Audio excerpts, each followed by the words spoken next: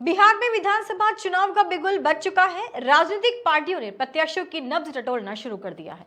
NDA ने seat sharing की घोषणा भी कर दी है। न्यूज एफए 24 और प्रबोधन रिसर्च ग्रुप आपको सबसे सटीक और विश्वसनीय आंकड़े उपलब्ध कराएगा।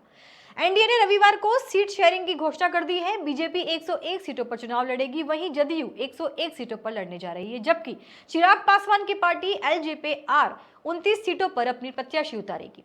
जीतन राम मांझी की हिंदुस्तान अवाम मोर्चा को 6 और उपेंद्र कुशवाहा की पार्टी आरएलएम को 6 सीटें दी गई है। अब बिहार एनडीए में जेडीयू बड़े भाई की भूमिका में नहीं रहेगी। जेडीयू और बीजेपी दोनों बराबर खड़ी हो गई है।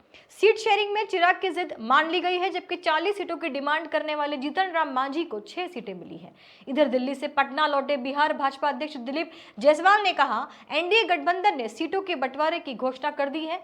मैं शुरू से कहता आ रहा हूं कि हम 5 पांडव बिहार विधानसभा चुनाव पूरी एकजुटता के साथ लड़ेंगे। हमने सबसे पहले सीटों के बंटवारे की घोषणा कर दी है और आज शाम से उम्मीदवारों की घोषणा करेंगे। उन्होंने आगे कहा, जीतन राम मांझी ने कहा है कि प्रधानमंत्री के नेतृत्व में एकजुट होकर चुनाव लड़ेंगे। बिहार के उप मुख्यमंत्री सम्राट चौधरी ने कहा, सीटों का बंटवारा हो गया है, चर्चा करके प्रत्याशियों को लेकर जल्द ही स्पष्टता मिल जाएगी। सीट शेयरिंग के बाद जीतन राम मांझी ने पहले कहा, मैं संतुष्ट हूं, हालांकि इसके बाद तीखे तेवर दिखाते हुए बयान दिए। आलाकमान ने जो फैसला लिया है वो स्वीकार है। हमें सिर्फ 6 सीट देकर उन्होंने हमारी अहमियत कम आंकी है। इसका असर एनडीए पर भी पड़ सकता है।